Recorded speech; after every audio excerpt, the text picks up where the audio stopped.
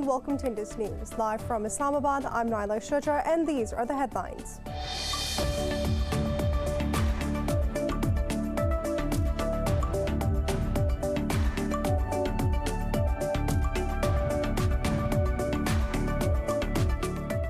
Afghan officials say the Taliban have launched a huge offensive around the country following a missed U.S. deadline to withdraw troops. They said security forces have pushed back the Taliban by launching airstrikes in Helmand and other provinces, but fighting continued. The Defense Ministry said over 100 Taliban fighters have been killed in Helmand since Monday as foreign troops withdrawal continues. It did not provide details on casualties among Afghan security forces.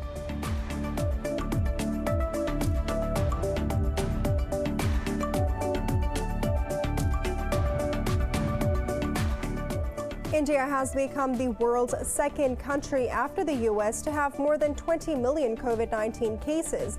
The country recorded over 357,000 new cases and more than 3,400 deaths overnight.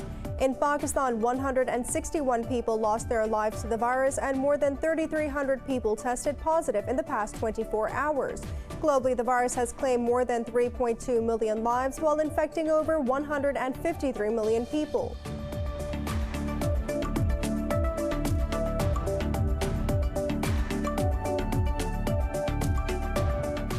Pakistan has summoned the Indian chargé d'affaires to launch a protest against the ceasefire violation across working boundary on Monday. In a statement, Pakistan's Foreign Office said the Indian official was reminded of New Delhi's obligation to respect the ceasefire understanding.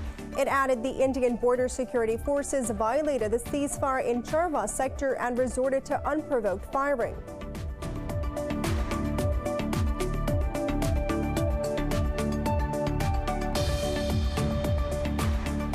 Kyrgyzstan's Prime Minister Ulugbek Maripov has signed a draft law to grant special status to its region bordering Tajikistan. During his visit to the Bulletin region, Maripov also announced rebuilding of wrecked homes and other incentives. Last week, nearly 50 people were killed during the armed conflict with Tajikistan over the Bulletin region.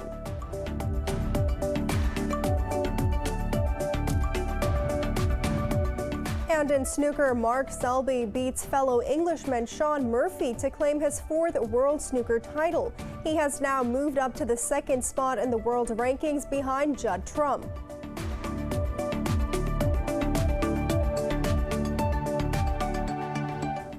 For more news and details, stay tuned. We'll be right back after a short break.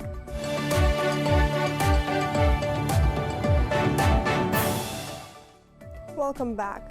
Afghan officials say the Taliban have launched a huge offensive in the country after the May 1st deadline for the complete withdrawal of U.S. troops passed.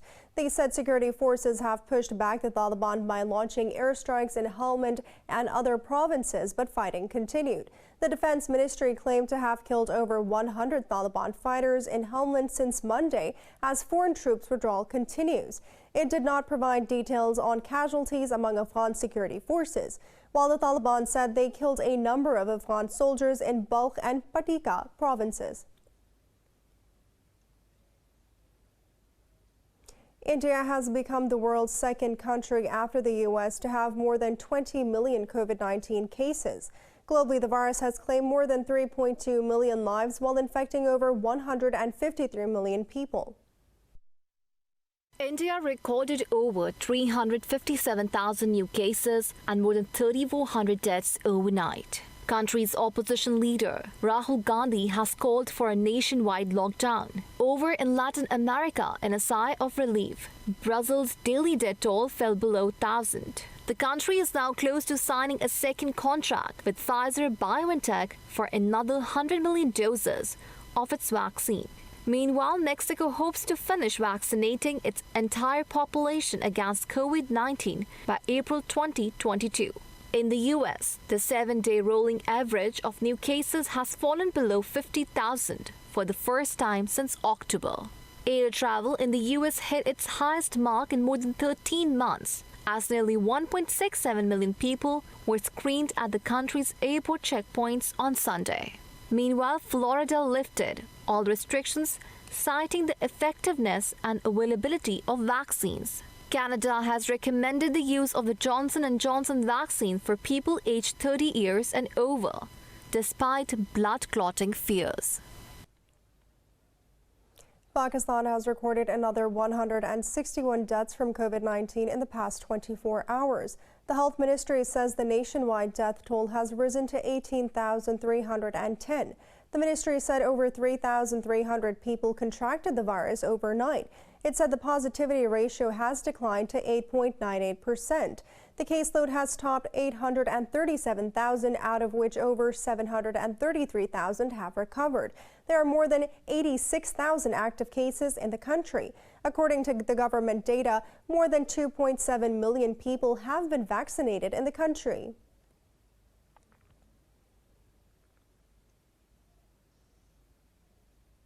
Pakistan's Foreign Office has summoned the Indian Chargé d'Affaires to lodge a protest over India's ceasefire violation on Monday. In a statement, Pakistan's Foreign Office said the Indian forces violated the ceasefire in Charwa sector of the working boundary and resorted to unprovoked firing. It urged the Indian side to respect the ceasefire agreement. This is the first violation of the truce agreed between Pakistan and India in February this year.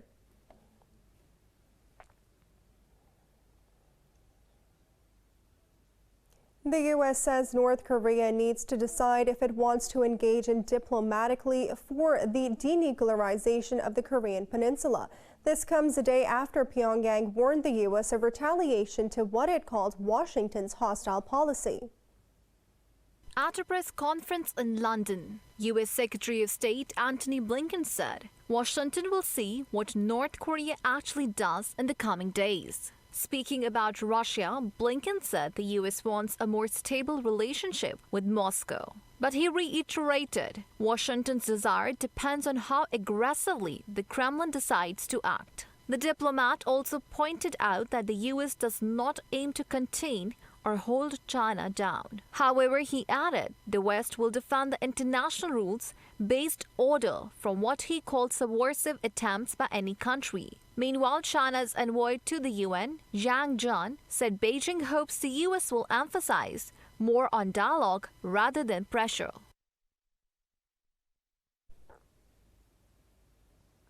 Kyrgyzstan's Prime Minister Ulugbek Maripov has signed a draft law to grant special status to its region bordering Tajikistan. The draft has now been sent to the parliament for the approval. During his visit to the Batken region, Maripov also announced the rebuilding of wrecked homes and other incentives. The proposed law will provide the local authorities with the power to govern, control, and make certain decisions themselves. Last week, nearly 50 people were killed during the armed conflict between Kyrgyzstan and Tajikistan over the Batken region.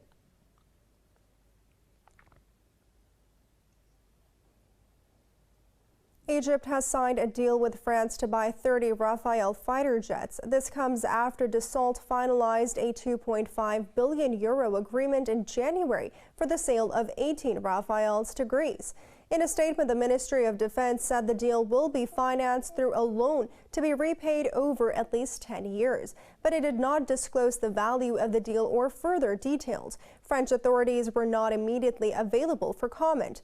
The Human Rights Watch says France is encouraging a ruthless repression in Egypt by signing the contract.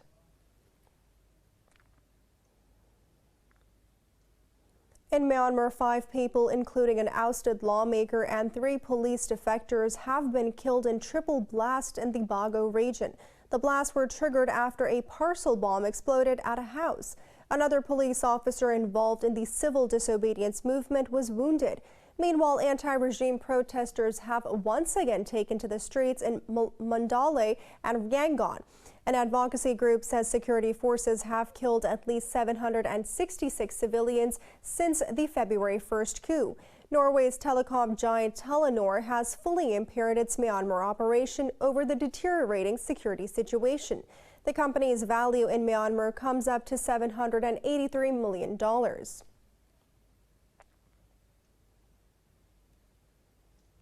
At least 23 people have died after an overpass carrying metro train cars partially collapsed in Mexico City. Officials say 65 people were also injured after the bridge fell onto cars on a road below.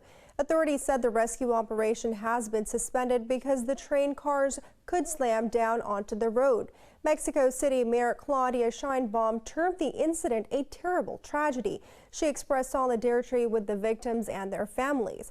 Sheinbaum called for an investigation into the incident and identify the causes and define the responsibilities. In Afghanistan, at least 14 people have been killed as heavy rains and flash floods hit Herat province. Authorities say a woman and 4 children are among the victims in the Adraskan district. Herat's authorities said floods have also destroyed dozens of hectares of land and killed cattle. It said the neighboring districts of Obi and Karagh have also been affected. Officials added that scores of households have been evacuated and rescue operation is underway. In August, flash floods claimed more than 150 lives in 13 Afghan provinces. The European Union has condemned the recent violence during street protests in Colombia over a proposed tax reform. The bloc called on the Colombian security forces to stop the escalation of violence and avoid use of force. The protesters began last week demanding the withdrawal of a tax reform proposed by President Ivan Duque's administration. The reforms, which would have increased taxes on low and middle income groups, have been shelved. But protesters have called for fresh demonstrations despite the withdrawal of reforms. At least 19 people have been killed and more than 800 wounded in several days of clashes. China has taken over the presidency of the UN Security Council for the month of May 2021. In a press briefing, China's envoy Zhang Jun stressed the need for upholding and practicing multilateralism. Zhang said conflicts in Africa account for more than half of the situations on the Security Council agenda. China will convene a high-level open debate on the 19th of May to address the root causes of conflicts in Asia. The Security Council's presidency rotates every month among its 15 members. Beijing's last held the body's presidency in March 2020. It's now time for a short break. Stay with us.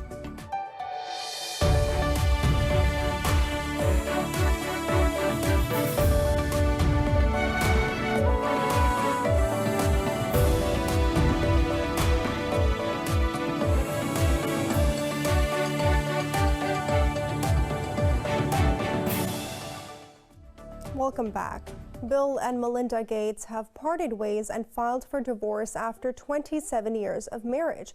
The couple announced that on their Twitter profiles separately. They said that they will continue to work together for the Bill and Melinda Gates Foundation.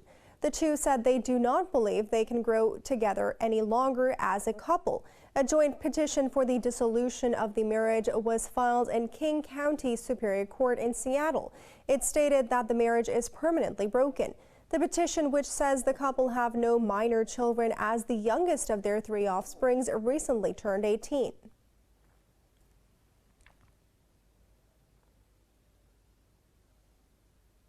In Colombia, bees are enjoying their new digs in Barbosa, where tiny hotels provide rest after a busy day of pollinating.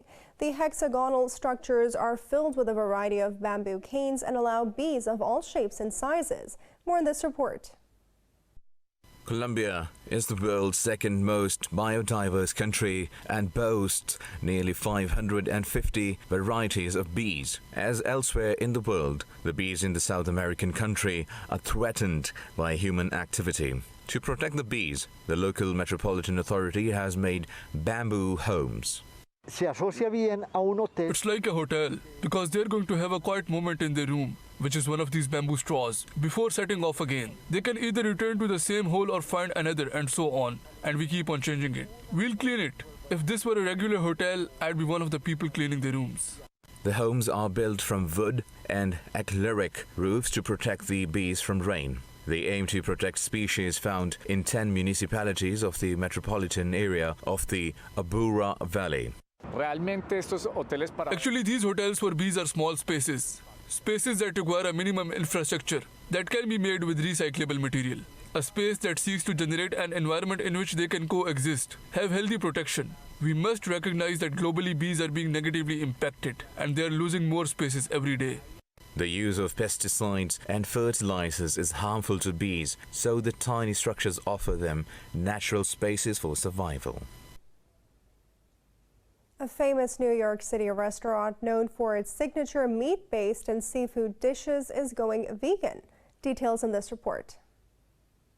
11 Madison Park's most iconic dishes, like the sea urchin and lavender glazed duck, will not be available when it reopens on 10th of June. Instead, a 3 Michelin-starred restaurant, widely considered one of the best, will be offering a plant-based menu. The restaurant's chef and co-owner, Daniel Hum, has announced all the dishes will be made from land or marine vegetables. Ingredients would also include fruits, legumes, fungi, grains, and other plant-based diets. Hum says animal products were simply not sustainable. He says that although the vegan menu is risky, he wants to reinvent fine dining. The restaurant closed to the public last year when the world shut down due to the COVID-19 pandemic.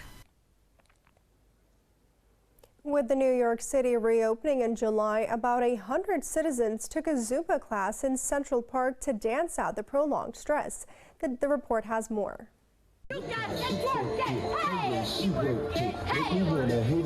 New Yorkers set their eyes on dealing with the remainder of the pandemic and preparing for the post-coronavirus life. A week after the pandemic had arrived, the Zumba instructor Sol Alberion started teaching classes online from her living room. But she quickly realized she missed seeing her students in person. As soon as groups workout became an option, she took her roller speaker and organized the first session in Central Park. I have the most touching stories that you can imagine. I have people fighting cancer. I have people that are unemployed, people that lost everything in the pandemic and even before the pandemic. So when they leave the class, it's like I just feel good with myself. I have the moments that I was able to just be happy, find joy. The class became popular very quickly. One of the participants, Nam, who had taken the Zumba class for 8 years before the pandemic. He says the phrase like, "This class, it keeps me sane," is an understatement. I think there was a lot of isolation that happened for me personally, for my friends, for even my roommates who couldn't see other people except the 3 of us, right? So it was incredibly isolating, and coming here, seeing people, interacting with people from 6 feet away, wearing masks, you know what? It felt more normalizing. About 100 participants show up on weekend mornings and dozens on weekday nights. 25 people worked out with Alberion on a day when it was 15 degrees outside and snowing.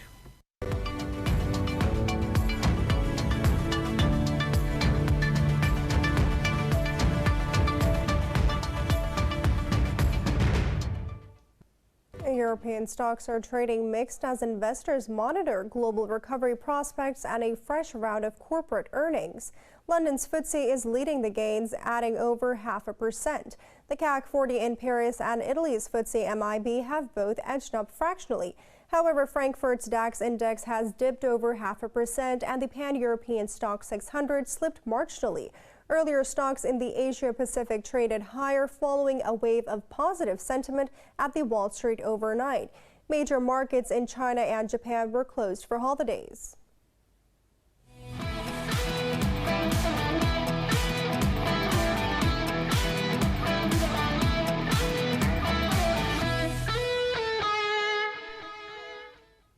In snooker, Mark Selby beats fellow Englishman Shaun Murphy 18-15 to claim his 4th world snooker title. He has now moved up to the 2nd spot in the world rankings behind Judd Trump. He won the title for the first time since 2017. A limited number of audience was allowed due to the coronavirus pandemic.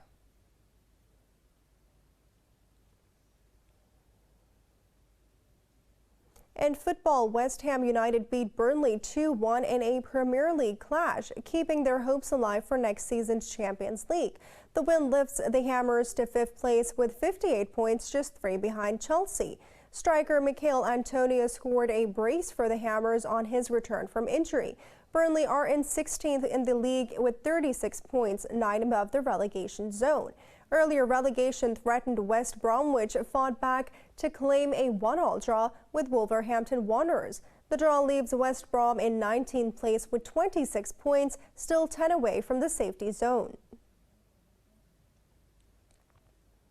In National Basketball Association, Russell Westbrook has pulled off a stellar show to lead Washington Wizards to a 151-141 point win over visiting Indiana Pacers. It was Washington Wizards' 13th victory in their last 16 games. Westbrook recorded his 32nd triple-double of the season with 14 points, 21 rebounds and 24 assists. Rui Hachimura scored 27 points for the Wizards, while Bradley Beal added 26. Meanwhile, New York Knicks clinched their 12th win in 13 games by beating the Memphis Grizzlies 118-104. Julius Randle finished with 28 points for the Knicks, followed by Derrick Rose, contributing 25 points. In other matches, Atlanta Hawks downed Portland Trail Blazers 123-114, while Los Angeles Lakers edged the Denver Nuggets 93-89 points.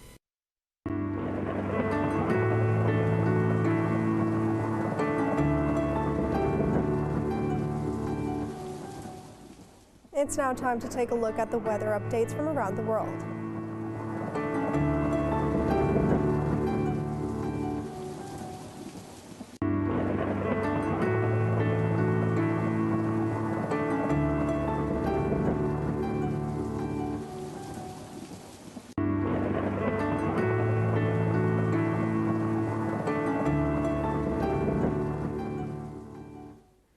For the latest news updates, you can follow us on our social media at Indus.News.